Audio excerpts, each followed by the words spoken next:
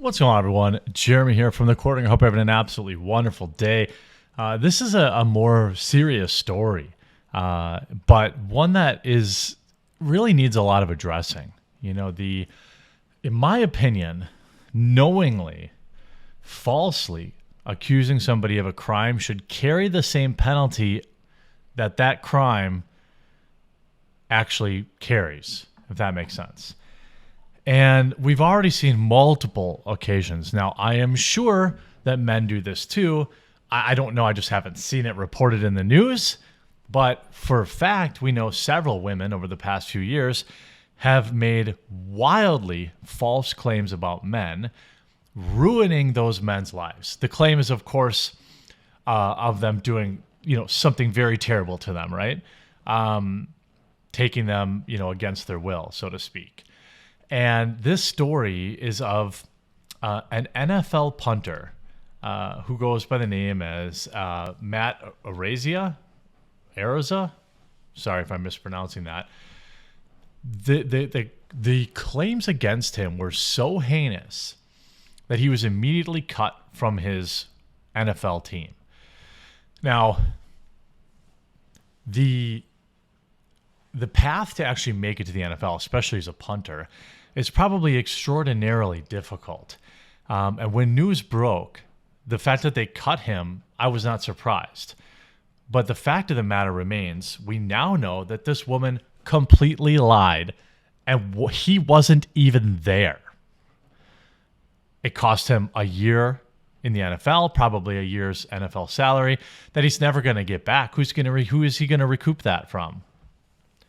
The Buffalo Bills cut punter Matt Araiza after an allegation surfaced that he participated in a multi-dude on one female situation while he attended San Diego State University. The accuser filed a civil lawsuit, interesting, money, against him and 3 other men, including 2 former San Diego State University teammates. However, prosecutors in the San Diego District Attorney's Office declined to even file charges. Now, this is in San Diego. Okay, so that tells you something, right? According to a recently released transcript of the meeting between the accuser, prosecutors, and investigators, do not even believe that he was present at the time of the alleged incident in the first place. In addition, prosecutors told the accuser that from their investigation, they could not even conclude that anything whatsoever even happened. Prison for life, in my opinion, for this kind of stuff, or at least the penalty that he would have faced. Millions of dollars lost. Who knows if he'll ever get another chance in the NFL. On top of that, there will still be people for the rest of his life that believe this was true, that will call him the R-word guy. Isn't that the guy that did that terrible thing? Aren't you the guy that, this or that? Never happened. No evidence of it even happening. And again, this has happened multiple times in high-profile cases that were completely made up. The lawsuit claimed that he led her into a room where it potentially occurred. However, according to Yahoo, the district attorney's office concluded that he couldn't have led the girl into that room because he hadn't even left home because he had already left the home at 12:30 a.m., an hour prior to when evidence even suggested that the incident may have occurred. He wasn't even at the party anymore, Deputy District Attorney Tricia Amador explained to the girl, according to Yahoo. The punter has maintained his innocence throughout the proceedings. His parents released a statement shortly after. They said that he was tried and convicted in the media, which he was. According to recently released transcripts, he did hook up with the accuser. However, he maintains that it was consensual and did not know the girl was under 18. Oof. Eek. Probably. By the way, not knowing doesn't get you out of a crime.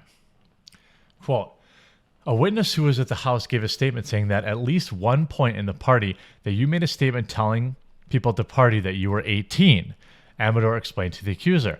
Another witness at the party, a different one, says they specifically heard you say you were 18. Okay, so she lied about her age. I don't know. Does that matter? It probably doesn't matter in court. I don't know. It probably matters whether or not they press charges. And by the way, it's not like the guy was 30 at the time. The witnesses say that shortly after you arrived at the party, you left and came back shortly thereafter, Amador said. And you told a friend that you had just hooked up. You appeared to be having fun and that the encounter on the side of the house was with Matt. Suspect Arazia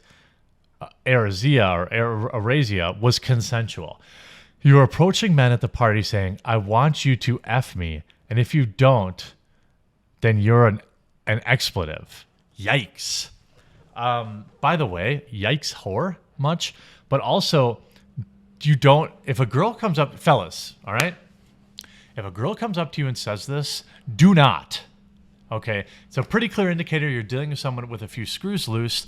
At the very least, they're clearly super intoxicated, and you shouldn't be involving yourself at all. Stay away from women. Get your career right, get your education right, then worry about women. The newly released transcript explains why the DA's office declined to pursue charges. There are videos that show spicy contact between the accuser and the other men, but not the punter. However, the DA's office said that they do not indicate something happening against her will. There's nothing in the videos that sound like you're trying to say stop or this hurts or anything like that. Whoa. So she filmed the hookups too? Also, if somebody wants to film your engagements, that's a hard no. All right? Just trust me. It's never good to have those things floating around. Don't be allowing anyone to record you. Especially a woman that's walking around saying, if you don't F me, then you're probably, I'm assuming, the bundle of sticks word. The new information also helps explain why the Buffalo Bills did not immediately release him. In fact, the team did not cut him until they faced media backlash. It's within reason that the team had access to this information, or at least felt as though he was telling the truth. However, the team did release him once the media storm set in. That's not incredibly surprising given because he's a punter, relatively replaceable. The greats are irreplaceable, but there are a lot of punters out there that can punt the ball. Now, to be clear, to summarize this story, this woman was up to hoe activity with hoe tendencies. Hoes might be her friends, and they also might be her enemies. However, she's the type of girl that hooks up with a dude in the lawn outside of a house party. By the way, not a great look for him either. Both bad activity, all right? But people are young, whatever. She then, years later, just makes up what is clearly a complete lie, an absolute fabrication that him and a bunch of other people took her against her will. And by the way, he won the job for the Buffalo and earned the nickname Punt God after an incredible college career. He followed up by booming an 82-yard punt during a preseason game.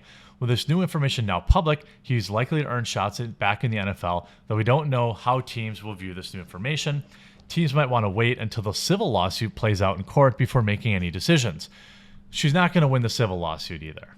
Now, there are cases like, for example, OJ beat the criminal charges but got crushed in civil court. It's not that uncommon. Clay Travis writes here, the Bills released punter for alleged terrible behavior. The police proved was a 100% lie. Why shouldn't his accuser face criminal charges for lying? I agree. And I think they should be far stricter than simply filing a false police report. Because it wasn't like he said that this person stole a Pepsi from the fridge. It was a terrible crime that cost him his job and probably ruined his good name forever. I mean, I think false claims, especially, there's a difference between a false claim and a claim that is, that you were wrong. Maybe you misidentified a person or whatever. But this claim appears to be 100% fabricated in bad faith as a money grab, and therefore I believe this woman should face a prison term, not a little bit of time, a prison term, because this dude's career might have been derailed forever. And anytime it goes to a jury trial or something like that, it's a complete toss up. You don't even know. It might not end in your favor at all. So yeah, I also 100% support him filing a lawsuit against her for $1 zillion that she'll never pay. But at least at least do that, because they can't get away with this. I hope you enjoyed this video. If you did, please do leave a like on it and subscribe down below, and we'll talk to you again real soon.